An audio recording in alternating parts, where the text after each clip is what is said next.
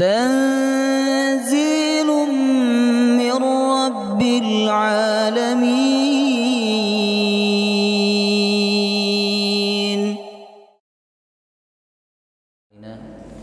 من يهده الله فلا مضل له ومن يضلل فلا هادي له. أشهد أن لا إله إلا الله وحده لا شريك له وأشهد أن محمدا عبده ورسوله لا نبي ولا رسول بعده. اللهم صل وسلم على سيدنا ونبينا محمد وعلى آله وصحبه أجمعين. سبحانك لا علم لنا إلا ما علمتنا إنك أنت العليم الحكيم. اللهم إنا نسألك علما نافعا ورزقا طيبا وعملا متقبلا آمين يا رب العالمين. Alhamdulillah, memuji dan bersyukur kepada Allah wajib untuk kita lakukan, sebab kita bisa berkumpul kembali di tempat ini karena nikmat Allah. Kita bisa duduk kembali dalam majelis ini karena pertolongan Allah subhanahu wa ta'ala. Semoga perkumpulan kita di dalam majelis ini menambah ilmu dan iman kita kepada Allah. Amin ya rabbal alamin. Baik Bapak Ibu, kita akan melanjutkan kajian kitab Umdatul Ahkam. Terakhir kita bahas bab berapa? Bab 15 ya.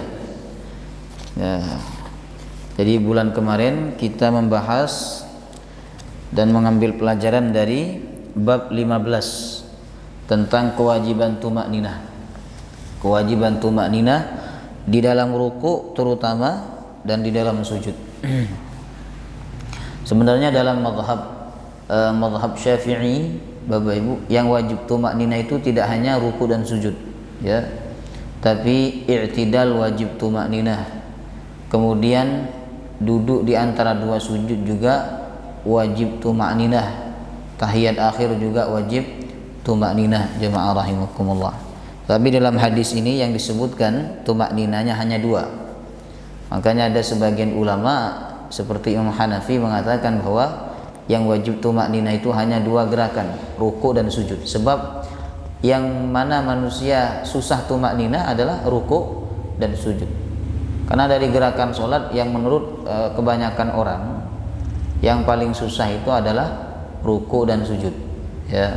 Sehingga ada orang tidak bisa berlama-lama ruku, akhirnya sebentar sudah bangun, sehingga tidak ada tumakninahnya. Sujud juga begitu, Bapak Ibu, ya.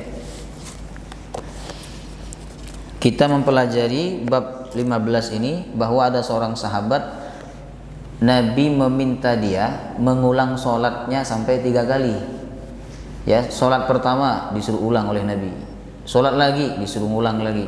Sholat lagi sampai 3 kali sholat, tetap disuruh ulang. Akhirnya laki-laki itu berkata, "Ya Rasulullah, aku tidak bisa sholat lebih bagus daripada ini." Dia menganggap bahwa sholatnya itu sudah paling bagus. Ya. Akhirnya Nabi mengajarkan kepada dia bagaimana sholat yang benar. Dalam satu riwayat dia tidak sah dalam melaksanakan sholat sehingga disuruh mengulang oleh Nabi SAW karena dia tidak tumakninah, Bapak Ibu. Jadi tumakninah wajib, ya. Tumakninah itu artinya berhenti sejenak. Rukuk berhenti dulu baru bangun. I'tidal berhenti dulu baru sujud. Berhenti dulu baru bangun dari sujud. Jadi ada jedahnya. Kalau ruku langsung bangun langsung sujud, tidak ada jedahnya, itu bukan tumakninah. Kalau begitu sholatnya tidak sah, ya. Sekarang kita masuk bab 16, bacaan dalam sholat. Di dalam sholat ada bacaan yang wajib, ada bacaan yang sunnah, ya. Ada bacaan yang wajib, ada bacaan yang sunnah. Bacaan yang wajib yang disepakati oleh seluruh ulama adalah surah Al-Fatihah dan takbiratul ihram. Takbiratul ihram wajib. Kemudian bacaan surah Al-Fatihah juga wajib.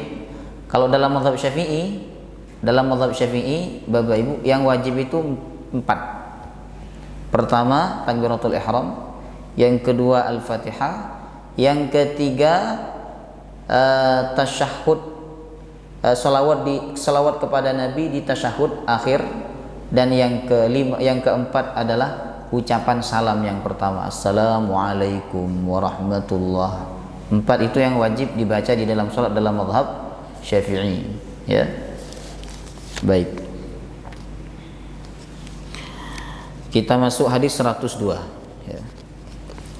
An Ubadah bin As-Samit radhiyallahu anhu anna Rasulullah sallallahu alaihi wasallam qala la salata liman lam yaqra bi Fatihatil kitab. Dari Ubadah bin As-Samit radhiyallahu anhu meriwayatkan bahwa sesungguhnya Rasulullah sallallahu alaihi wasallam bersabda, tidak sah salat tanpa membaca Al-Fatihah. Nah, ini dalil yang jelas bahwa bacaan surah Al-Fatihah di dalam salat apapun, apakah itu salat wajib atau salat sunnah atau salat jenazah, ya, bila tidak membaca Al-Fatihah salatnya tidak sah. Jadi salat apapun wajib membaca surah Al-Fatihah, baik imam maupun makmum. Tapi makmum nanti ada perbedaan pendapat, saya jelaskan nanti. Jemaah rahimakumullah. Karena dalilnya jelas, tidak sah salat apabila tidak membaca Al-Fatihah. Dalam hadis lain, la tujzi'u salatun la yaqra'u fiha ar-rajul bi Fatihatil kitab. Tidak terhitung salat seseorang itu apabila di dalam salat dia tidak membaca surah Al-Fatihah. Makanya tadi saya sampaikan, semua ulama sepakat tidak ada perbedaan, yang wajib dibaca di dalam sholat adalah Al-Fatihah. Adapun yang lain-lainnya masih ada perbedaan pendapat, Bapak Ibu, ya. Bagaimana jika orang itu tidak mampu membaca surah Al-Fatihah? Misalnya dia mu'allaf, baru masuk Islam. Orang kalau sudah masuk Islam berarti kan wajib sholat, sedangkan salah satu rukun sholat ini membaca surah Al-Fatihah, ya. Nah, bagaimana? Kata ulama, boleh diganti dengan bacaan ayat yang lain yang mudah bagi dia.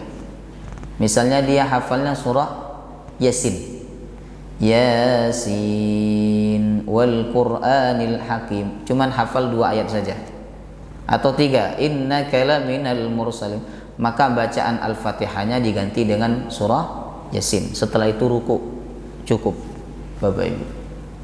Seandainya dia bisa Al-Fatihah walaupun setengah, baca setengah saja. Bismillahirrahmanirrahim, alhamdulillahirabbil alamin, arrahmanirrahim, setengah tok yang bisa, maka setengah itu boleh dibaca dan setelah itu langsung ruku. Ya ma'arahimukumullah, ya. Kemudian, apakah makmum juga wajib membaca surah Al-Fatihah ataukah tidak wajib?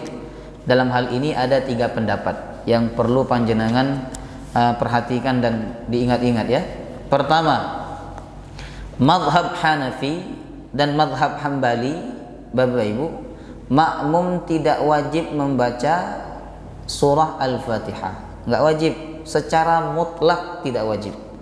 Baik sholat sir itu seperti zuhur, asar, dan nggak zuhur, asar toh. Sedangkan dan juga sholat jahar, maghrib, isya, dan subuh, makmum tidak wajib baca Al-Fatihah. Ini pendapat mazhab Hanafi dan mazhab Hambali. Kenapa? Karena bacaan imam itu dianggap sebagai bacaan makmum. Man kana lahu imam fa qiraatul makmum lahu qiraah. Siapa yang memiliki imam berarti sholat berjamaah, maka bacaan imam itu juga bacaan bagi dia. Nah, sehingga makmum wajibnya adalah mendengarkan bacaan imam. Imam baca Al-Fatihah didengarkan. Setelah baca Al-Fatihah imam baca surat didengarkan. Jamaah rahimakumullah. Ya. Pendapat yang kedua, pendapat mazhab Syafi'i. Nah, mazhab Syafi'i ini kebalikannya. Kalau tadi tidak wajib secara mutlak, baik sholat sir maupun sholat jahar. Sedangkan mazhab Syafi'i mengatakan makmum tetap wajib membaca Al-Fatihah secara mutlak, baik sholat sir maupun sholat jahar, baik sholat duhur asar atau sholat maghrib isya subuh. Jemaah rahimakumullah, wajib membaca Al-Fatihah. Apa dasarnya beliau? Dasarnya hadis ini, bahwa tidak ada sholat bagi yang tidak membaca Al-Fatihah. Kan umum, Nabi tidak menyebutkan tidak ada sholat bagi imam yang tidak membaca Al-Fatihah. Ya, tidak ada sholat bagi makmum yang tidak baca, tapi umum, sehingga hadis ini berlaku baik kepada imam maupun kepada makmum. Mazhab Syafi'i. Jadi panjenengan tetap wajib membaca Al-Fatihah dalam mazhab Syafi'i. Ya. Dalam mazhab Syafi'i, kalau misalnya panjenengan sudah terlanjur baca Al-Fatihah, terus imamnya sudah ruku padahal Al-Fatihahnya panjenengan belum selesai sebagai makmum, maka Al-Fatihahnya diberhentikan dan ikut ruku bersama imam. Tidak perlu menyelesaikan Al-Fatihah sampai habis, nggak perlu, karena mengikuti imam ini lebih diutamakan daripada kita menyelesaikan bacaan kita. Lebih diutamakan, sebab kita sholat berjamaah. Ya, kalau sholat sendiri nggak masalah, ini sholat berjamaah, maka dahulukan ikut imam daripada menyelesaikan bacaan, termasuk bacaan Al-Fatihah. Kemudian mazhab Maliki, Bapak Ibu, mazhab Maliki ini diperinci, bisa wajib, bisa tidak. Kata mazhab Maliki adalah wajib makmum itu baca Al-Fatihah apabila sholatnya sholat sir, berarti duhur sama asar. Nah, tapi kalau sholatnya sholat jahar, maghrib isya subuh, makmum tidak wajib baca Al-Fatihah. Makmum dengarkan bacaan imam saja. Ya. Namun gua panjenengan ikut yang mana? Ya. Kalau saya pribadi, Bapak Ibu, saya pribadi tetap ngikuti mazhab Syafi'i, lebih aman. Seandainya membaca Al-Fatihah itu tidak wajib, kan tidak masalah. Yang penting sudah baca. Yang dikhawatirkan seandainya wajib, kok kita tidak membaca, nah ini berarti ada akibatnya nanti. Jamaah rahimakumullah. Maka yang lebih aman itu ikut mazhab Syafi'i dalam perkara ini. Tetap panjenengan baca Al-Fatihah semampu panjenengan. Kalau imamnya sudah ruku, selesaikan baca Al-Fatihah. Ya. Jadi ada 3 pendapat mengenai hukum makmum membaca Al-Fatihah. Lalu bacaan Al-Fatihah yang salah, apakah sholatnya batal? Karena ini rukun. Kalau bacaan suratnya salah, nggak batal jelas, karena bacaan surat selain Al-Fatihah hukumnya sunnah, bahkan tidak dibaca pun boten napa-napa. Yang sekarang kita permasalahkan adalah kalau imam itu atau makmum itu bacaan Fatihahnya salah-salah. Nah, ulama membagi 2 kesalahan. Ada kesalahan yang membatalkan sholat, ada kesalahan yang tidak membatalkan sholat. Ya. Ada kesalahan yang membatalkan sholat, Bapak Ibu. Ada kesalahan yang tidak membatalkan sholat. Kesalahan yang membatalkan sholat ini apabila salahnya dapat merubah makna, titik itu. Kalau merubah makna, maka sholatnya batal. Walaupun salah, tapi tidak sampai merubah makna, maka sholatnya tetap sah. Tapi kalau disengaja, haram hukumnya. Karena merubah harokat dalam Al-Quran walaupun tidak merubah makna bacaannya itu haram hukumnya kalau disengaja. Tapi sholatnya tetap sah. Jemaah rahimahullah. Nah, jadi kesalahan yang membatalkan sholat dalam surah Al-Fatihah, ya, itu apabila kesalahannya berdampak pada perubahan makna, atau kesalahan karena tidak urut membacanya. Alhamdulillahi Rabbil Alamin Ar-Rahmanir Rahim Iyyaka na'budu wa iyyaka nasta'in. Ada satu ayat yang dilewati. Ya. Ini kalau disengaja batal sholatnya. Kalau tidak disengaja dan dia ingat, maka diulang Al-Fatihahnya. Makanya makmum harus mengingatin, ya. Kemudian termasuk juga kesalahan dalam surah Al-Fatihah yang dapat membatalkan sholat, yaitu tidak membaca satu huruf, atau meninggalkan tasydid, atau mengganti huruf dengan huruf yang lainnya yang bukan penggantinya, padahal dia mampu untuk membacanya dengan benar. Nah, maka dalam hal ini sholat imam atau makmum yang melakukan kesalahan seperti ini, sholatnya batal. Contohnya ya, yang mengganti makna, yang bisa merubah makna, contohnya adalah siratal ladzina an'amta. An'amta apa artinya? Yang kau berikan nikmat, tapi dirubah an'amtu, yang aku berikan nikmat. Kalau an'amti engkau perempuan, an'amtu saya. Kalau an'amta engkau laki-laki. Jadi dirubah. Kalau berubah harokat biasanya berubah makna, tapi tidak semua kalimat berubah harokat berubah makna, Bapak Ibu. Kalau an'amta berubah, dhamir itu berarti berubah maknanya. Contohnya lagi, iyyaka na'budu, kepadamu kami menyembah. Lalu dirubah kepadamu saya menyembah menjadi iyyaka a'budu, maka sholatnya batal karena merubah makna. Kemudian mengkasrohkan huruf kaf, iyyaki na'budu wa iyyaki nasta'in. Ki ini perempuan, kalau ka laki-laki. Tidak boleh merubah kata yang merubah harkat yang dapat merubah makna, batal sholatnya ya. Atau misalnya mengganti huruf mim dengan huruf nun, siratal mustaqim, harusnya mustaqim dibaca mustaqin. Ini jelas sholat imamnya batal, maka panjenengan sebagai makmum tidak boleh mengikuti imam itu. Kalau nggak boleh berarti panjenengan sholat sendiri ya, lanjutkan sendiri, nggak usah ngikutin imam, setelah itu selesaikan sendiri ya. Kalau panjenengan tetap mengikuti imam, maka berdampak sholat panjenengan ikut batal juga ya. Jadi intinya yang merubah makna, yang merubah urutan, yang menambah huruf, maka dapat membatalkan sholat bila dilakukan dalam bacaan surah Al-Fatihah. Yang kedua, ada kesalahan yang tidak membatalkan sholat ya. Kesalahan yang tidak membatalkan sholat dalam membaca surah Al-Fatihah, yaitu yang tidak merubah makna ayat. Salah tapi nggak merubah makna ya. Ini hukumnya makruh tapi sholatnya tetap batal, tetap sah. Jamaah rahimakumullah. Kalau disengaja, kalau nggak disengaja hukumnya makruh, kalau disengaja hukumnya haram, tapi sholatnya tetap sah karena kesalahannya tidak sampai merubah makna. Contohnya apa?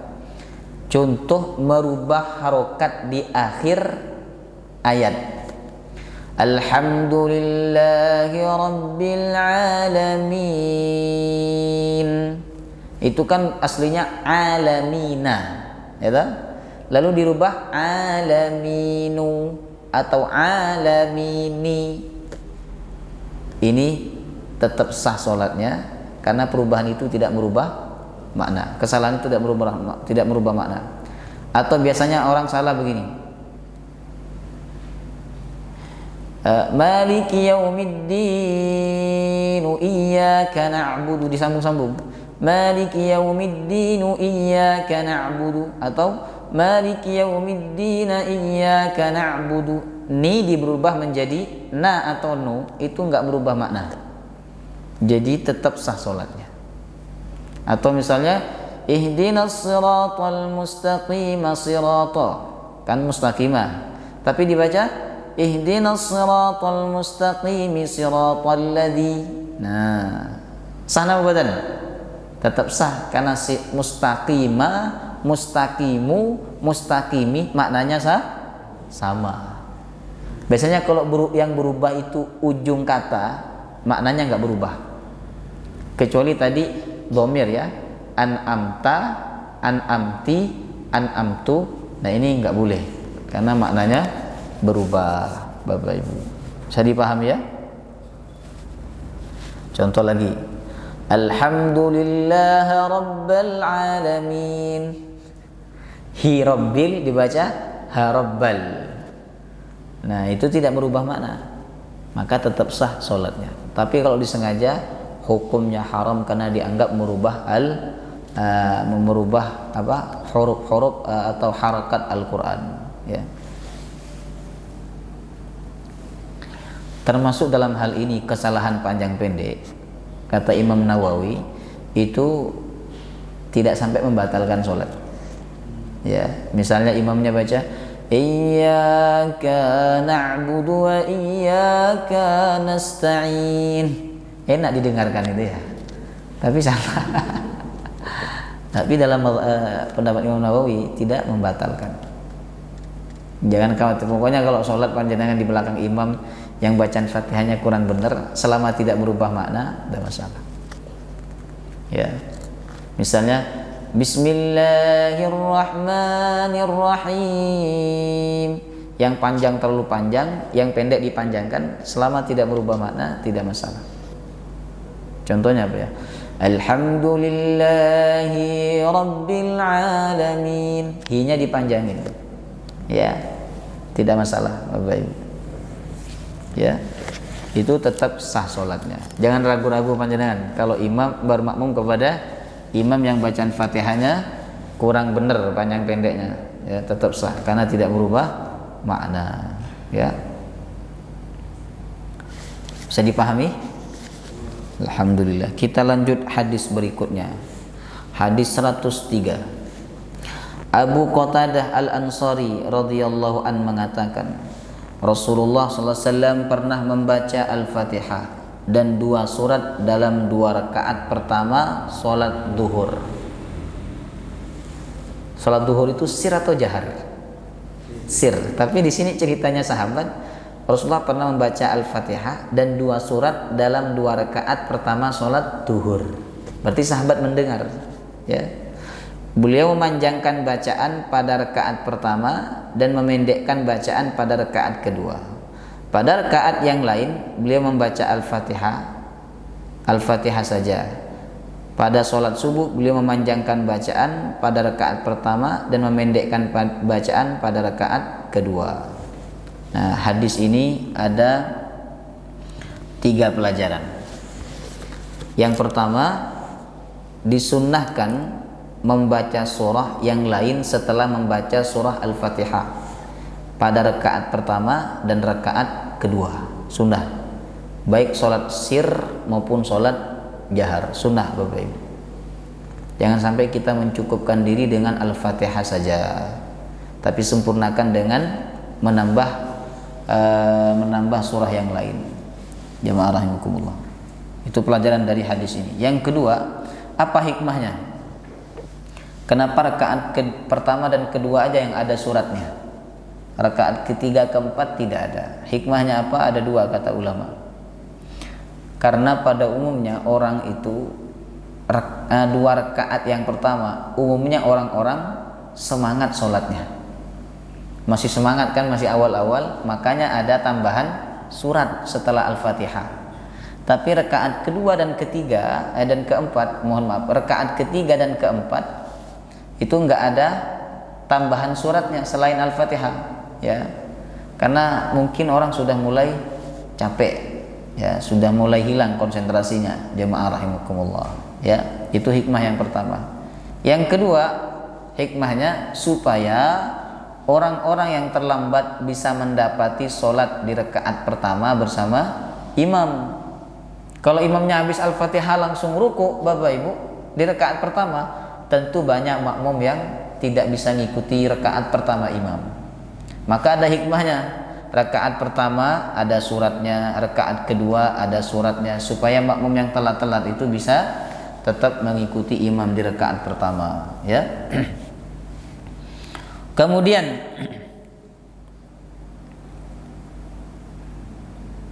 disunnahkan seorang imam untuk lebih memanjangkan bacaan pada rakaat pertama dibandingkan rakaat yang kedua. Termasuk juga ketika sholat sendiri, ya. Jadi bacaan surat rakaat pertama itu tidak lebih pendek dibandingkan rakaat yang kedua. Atau rakaat yang kedua tidak lebih panjang dibandingkan rakaat yang pertama. Kalau rakaat pertama panjangan baca 1 halaman, berarti rakaat kedua baca setengah halaman. Kalau rakaat pertama misalnya baca surah surah Al-Kafirun, maka rakaat kedua baca surat Al-Ikhlas. Sebab Al-Ikhlas lebih sedikit dibandingkan surah Al-Kafirun. Jamaah rahim. Sunnah ya, sunnah.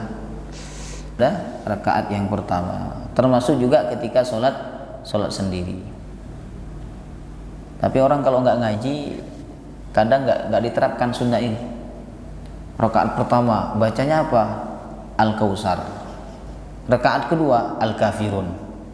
Nah ini nggak ngaji Bapak Ibu. Ya, kurang ngaji. Harusnya yang pertama lebih panjang dibandingkan yang kedua. Kemudian perlu diingat oleh panjenengan bahwa makruh hukumnya membaca surat Al-Quran dalam sholat tidak berurutan. Makruh, harus berurutan. Kalau rakaat pertama Al-Kautsar, ini sudah repot ini, karena surat yang paling pendek Al-Kautsar itu. Tapi nggak masalah, maka baca surat setelah Al-Kautsar.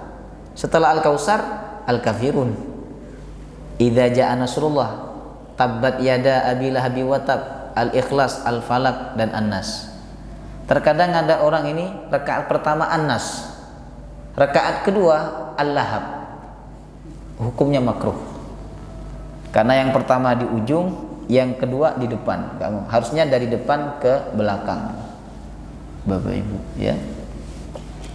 Kemudian di dalam hadis tadi, pelajaran yang ketiga adalah sunnah bacaan disamarkan pada saat sholat duhur dan asar. Sunnah. Berarti kalau panjenengan mengeraskan, hukumnya apa? Makruh. Karena lawannya sunnah adalah makruh.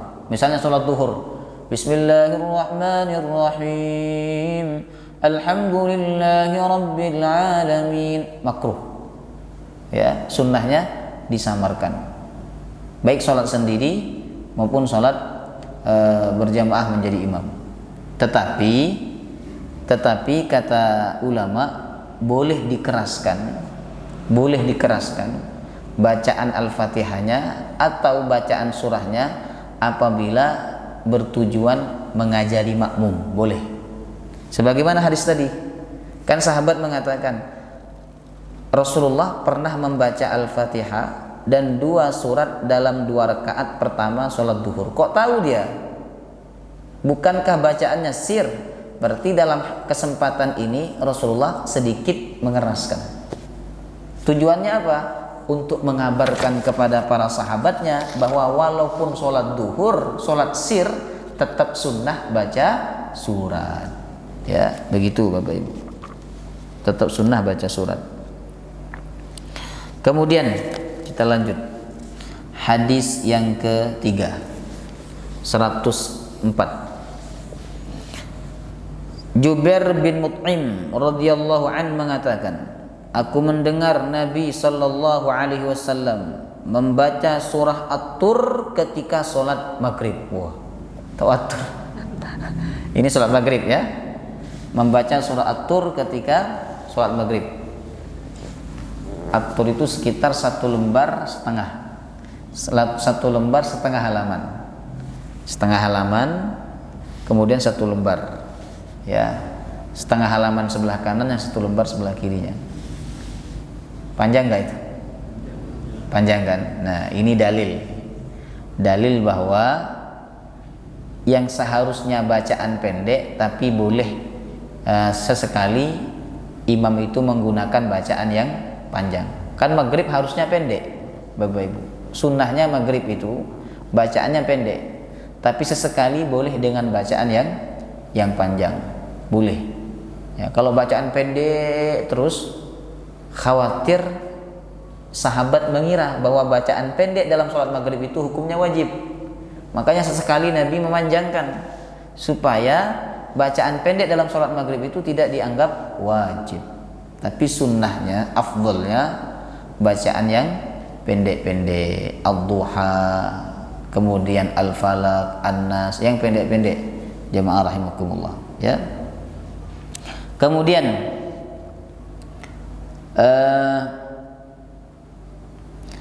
yang dipanjangkan oleh Rasulullah SAW, belum tadi ya, masih belum ya yang hadis.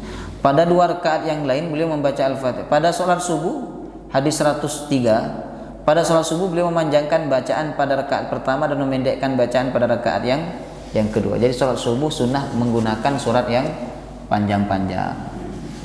Nah, sholat maghrib sunnahnya surat yang pendek. Tapi dalam hadis ini Nabi baca surah At-Tur untuk menunjukkan bahwa boleh-boleh saja ketika sholat maghrib bacaannya panjang, tidak apa-apa, ya.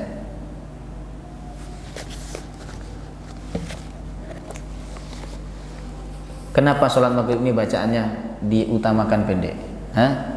Karena waktunya sebentar.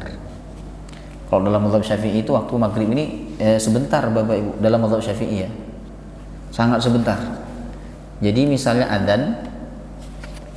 adzan, setelah adzan kita berwudu. Jadi adzan selesai, kemudian kita berwudu.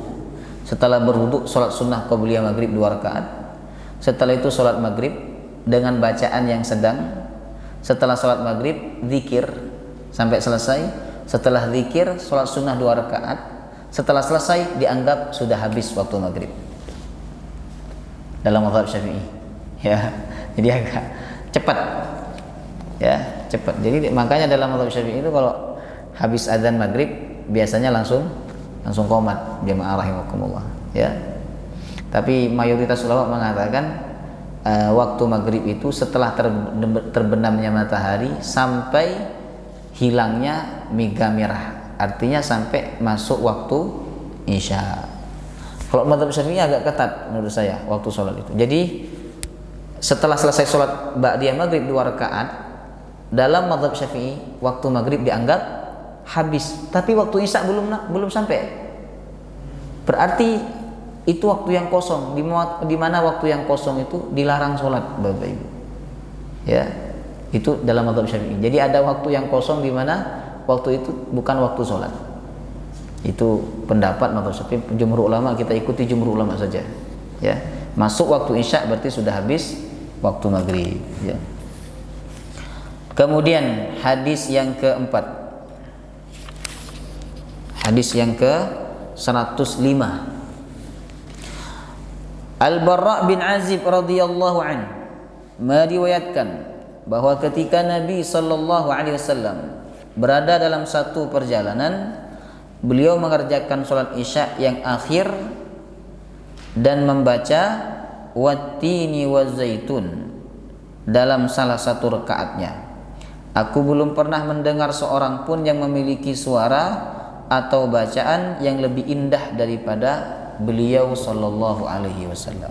Ini cerita sahabat bahwa ketika Rasulullah sallallahu alaihi wasallam sedang berpergian jauh, beliau tetap melaksanakan sholat berjamaah. Jadi jangan tinggalkan berjamaah, Bapak Ibu. Walaupun kita sedang safar, tetap berjamaah. Nah, ketika beliau sholat Isya berjamaah, dan tentu beliau melakukannya dengan jamak dan qashar, ya.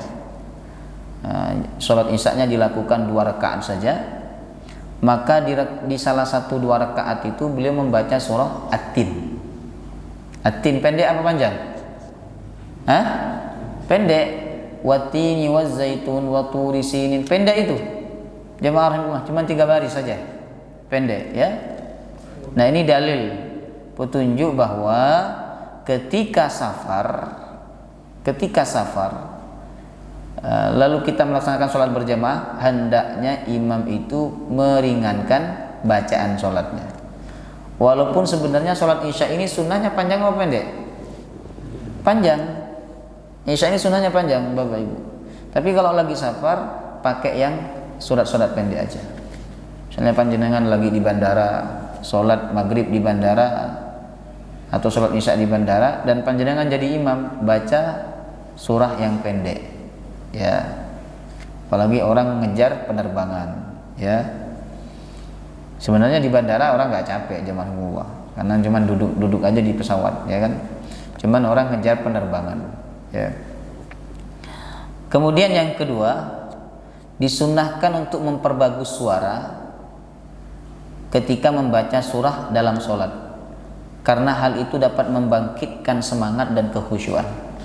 Makanya tadi sahabat kan cerita ini, kata dia, aku belum pernah mendengar seorang pun yang memiliki suara atau bacaan yang lebih indah daripada Rasulullah SAW. Jadi sunnahnya ketika membaca Al-Quran, terutama di dalam sholat ya, dengan bacaan yang indah, dengan suara yang indah. Jangan seperti orang malas, Bismillahirrahmanirrahim, Alhamdulillahi Rabbil Alamin. Nah, itu seperti orang malas, harus diperindah. Bismillahirrahmanirrahim, Alhamdulillahi Rabbil Alamin. Ya, walaupun suaranya biasa-biasa, betul-betul. Udahlah suaranya biasa, terus tidak diindah-indahkan. Nah, ini tambah nggak bagus, Bapak Ibu. Ya, makanya di dalam kriteria imam itu kan yang sudah kita pelajari, salah satu yang utama menjadi imam itu, tapi urutan nomor 10 ini. Kan ada 11 urutannya. Nomor 10 urutannya adalah ahsanu sautan, yang paling bagus suaranya. Nomor 11 ahsanu suratan, yang paling tampan wajahnya. Nomor 11 itu ya. Nomor 11. Nah, kalau ini nomor 1 saya tidak masuk ini. Ya, nomor 11. Termasuk juga suara yang bagus nomor belakang Bapak Ibu. Nomor 1 tuh yang paling paham fikih, yang paling banyak hafalan Qur'annya, kemudian yang paling wara, kemudian yang paling tua, dan seterusnya. Sekarang orang pokok suara bagus disuruh maju menjadi imam, padahal nggak paham fikih. Ya. Kemudian jemaah rahimakumullah, sunnahnya ketika kita membaca Al-Quran diperbagus dan diperindah bacaan kita. Zayyinul Quran bi aswatikum, kata Nabi. Hiasi Al-Quran dengan suara kalian. Ya, hiasi Al-Quran dengan suara kalian. Jangan baca Quran geremeng, nggak boleh itu. Itu tidak menghormati Al-Quran. Ya. Masa Allah berfirman begitu? Nggak mungkin Allah berfirman kayak gitu. Ya, tapi tidak boleh berlebih-lebihan. Nada tapi berlebih-lebihan. Bismillahirrahmanirrahim. Jadi itu berlebih-lebihan menurut saya. Tidak boleh, jemaah Allah. Masa ya Allah berfirman kayak gitu? Bismillah, nggak mungkin. Apa Nabi membaca Quran ketika sholat kayak gitu? Enggak. Ya, kalau terlalu banyak cengkoknya ke kanan, ke kiri, maju, ke depan, ke belakang, itu bisa merubah sifat-sifat huruf, dan itu berlebih-lebihan. Ada seorang syekh kan di Mekah itu, di Arab Saudi, yang menegur seorang yang baca Quran dan mengatakan itu kesesatan, itu kebodohan. Kamu ini korban, kata dia. Kamu ini korban lagu. Ya, bukan seperti itu cara membaca Al-Quran. Ya. Kalau pakai nada yang pantas, yang tidak berlebih-lebihan. Bismillahirrahmanirrahim. Pokoknya tidak berlebih-lebihan lah Bapak Ibu. Ya. Kemudian kita lanjut ya. Hadis yang ke 106. Berarti yang kelima ini. Dari Aisyah radhiyallahu anha meriwayatkan bahwa Rasulullah SAW mengutus seorang untuk memimpin pengiriman pasukan. Orang tersebut biasa membaca surat untuk mengimami rekan-rekannya dalam sholat mereka dan menutupnya dengan Qul huwallahu ahad. Maksudnya adalah ada satu orang yang diutus oleh Nabi untuk memimpin perang. Pemimpin perang berarti dialah yang paling utama untuk menjadi imam sholat bagi tentaranya. Orang ini ketika ngimami selalu menutup bacaan suratnya dengan kulhu. Misalnya dia baca surat apa? Al-Fajr. Nanti setelah Al-Fajr ditutup dengan kulhu. Ya. Ketika pasukan itu kembali, mereka mengadukan hal tersebut kepada Rasulullah. Ya. Mereka mengadu, ya Rasulullah, imam yang kau utus memimpin kami itu setiap kali sholat selalu nutup dengan kul huwallah. Bacaan suratnya di rakaat pertama dan rakaat kedua. Maka Nabi bertanya kepada orang tersebut, mengapa dia melakukan hal itu? Maka mereka pun bertanya kepadanya. Jadi Nabi SAW bertanya kepada mereka, coba kamu tanyakan kepada mereka, coba kalian tanyakan kepada dia, kenapa dia selalu menutup bacaan suratnya dengan kul huwallah. Maka mereka bertanya kepada imamnya itu. Lalu imamnya menjawab, surat tersebut merupakan sifat Allah. Oleh karena itu aku suka membacanya. Setelah Rasulullah mengetahui jawaban dari imamnya tersebut, maka Rasulullah SAW bersabda, beritahulah dia bahwa Allah Ta'ala mencintainya. Subhanallah. Jadi ada imam ketika sholat selalu baca kulhu. Tapi bukan kulhu saja yang dibaca. Ya, rakaat sebelumnya baca surat yang lain, cuman dia tutup dengan kulhu. Kalau sekarang kan kulhu tok yang dibaca, yang lain nggak dibaca. Seakan-akan Al-Quran hanya kulhu saja. Jemaah rahimakumullah. Nah, kemudian ditanya, kok kayak gitu, kulhu terus? Nah, ternyata sahabat ini menjawab, aku mencintai surat Al-Ikhlas. Karena Al-Ikhlas itu sifat-sifat Allah SWT. Apa kata Nabi? Karena kamu mencintai surah Al-Ikhlas, maka Allah cinta kepadamu. Subhanallah, Bapak Ibu. Memang kalau orang sekarang kan baca kulhu itu cinta nggak sama Al-Ikhlas itu? Suka sama Al-Ikhlas itu bukan karena maknanya, tapi karena pendeknya. Karena kalau cinta karena pendeknya, nggak dapat cinta Allah.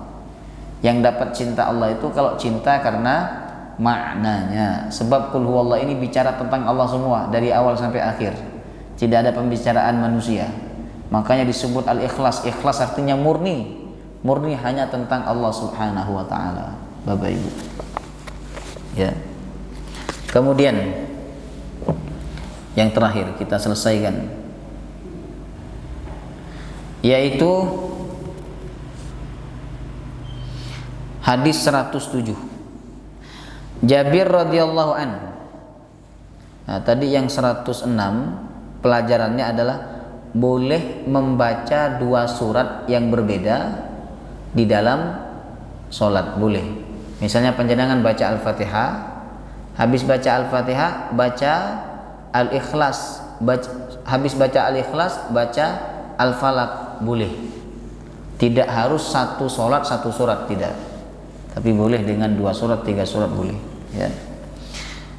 Hadis yang terakhir di bab ini, Jabir radhiyallahu an menuturkan bahwa Nabi sallallahu alaihi wasallam bersabda kepada Muadz, sebaiknya engkau solat dengan membaca Sabbihisma rabbikal a'la wal laili idza yaghsha, kemudian wasyamsi wa duhaha. Karena orang yang makmum denganmu adalah orang yang sudah tua, orang lemah dan memiliki banyak urusan. Paham? Nah, yang dimaksud oleh Nabi ini adalah sholat isya. Ini ceritanya kapan? Jadi waktu sahabat Mu'adz sholat isya bersama Nabi, beliau menjadi makmumnya Nabi. Setelah selesai sholat isya bersama Nabi, sahabat Mu'adz langsung pulang ke sukunya. Nah, ditunggu oleh orang-orang sukunya untuk menjadi imam sholat isya bagi mereka. Subhanallah, dulu tuh nggak sembarangan ngangkat imam, Bapak Ibu. Sampai ditungguin, kan pasti mereka bisa dong ngimami, tapi mereka mencari imam yang afdal, ya. Nah, setelah Mu'adz menjadi imam, ketika Mu'adz menjadi imam bagi mereka, ternyata Mu'adz ini bacaannya panjang. Dalam riwayat rakaat pertama Al-Baqarah, Bapak Ibu. Padahal sholat isya dan malam lagi sholat isyanya. Karena dia sholat isya dulu bersama Nabi, baru sholat isya bersama kaumnya, ya kan? Sedangkan mereka kan orang kampung. Ya, orang kampung tuh kerja keras, kerja di ladang, berpanas-panasan, capek, jemaah rahimakumullah, ya kan? Maka mereka pun kemudian melapor ke Rasulullah tentang keberatan yang mereka alami. Akhirnya Rasulullah SAW memanggil sahabat Mu'adz bin Jabal, lalu kemudian Rasulullah SAW menegur sahabat Mu'adz dan memberikan solusi. Kadang ditegur tapi nggak ada solusinya. Tapi Nabi ini menegur dan memberikan solusi. Kata Nabi, hendaklah engkau membaca surah Asy-Syams, Al-Lail. Apa lagi tadi? Asy-Syams, Al-Lail, sama Sabbihis marabbikal a'la. Setengah halaman itu. Coba panjenengan cek di Quran. Asy-Syams, Al-Lail, Al-A'la itu cuma setengah halaman. Berarti kalau kita sholat menjadi imam, itu standarnya kalau makmumnya umum ya, standarnya adalah setengah halaman. Wis standar itu. Karena kita khawatir di belakang kita ada yang sepuh, ada yang sakit, ada yang punya keperluan, buru-buru. Cuma dia tetap pengen sholat berjamaah. Nah, maka kita sebagai imam tidak boleh panjang-panjang. Masa satu rakaat satu halaman, itu kepanjangan itu, ya kan? Apalagi bacaannya mendayu-dayu, tambah panjang, jemaah rahimakumullah, ya. Maka imam itu harus merasakan apa yang dirasakan oleh makmum. Imam tidak boleh egois, walaupun dia hafal Quran, suaranya bagus, nggak boleh egois, ya. Dia harus merasakan apa yang dirasakan oleh makmum, ya. Allah Ta'ala a'lam bis-shawab. Ada pertanyaan? Silakan.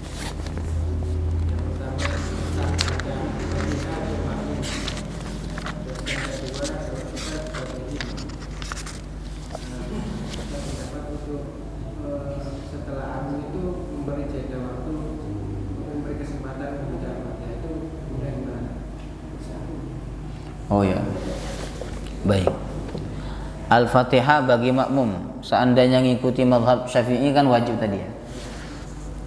Itu bisa dua cara. Yang pertama bisa ngikuti bacaan imam. Alhamdulillahi rabbil alamin, ikut alhamdulillah rabbil alamin. Ar-Rahmanir Rahim, Ar-Rahmanir Rahim. Maliki yaumiddin. Nah, ngoten. Karena imam itu baca Al-Fatihah sunnahnya dipotong-potong dan berhenti. Alhamdulillahi rabbil alamin, Ar-Rahmanir Rahim. Gitu Bapak Ibu. Tapi imam sekarang kan gak bisa dikejar Al-Fatihahnya. Alhamdulillahi rabbil alamin, Ar-Rahmanir Rahim, Maliki. Nah, itu cara yang pertama. Cara yang kedua, membaca setelah amin. Setelah amin. Ya, walaupun imamnya baca surat, tetap baca Al-Fatihah. Harusnya imam setelah baca Al-Fatihah, setelah ucap amin, imam memberikan kesempatan kepada makmum untuk membaca Al-Fatihah, supaya nanti ketika imam baca surat, makmum bisa fokus mendengarkan. Ya. Tidak terganggu bacaannya oleh bacaan imam, karena bacaan Al-Fatihahnya sudah selesai, ya. Wallahu ta'ala a'lam bissawab. Ada lagi? Sampun nggih. Baik, mari sama-sama kita tutup dengan doa kafaratul majlis.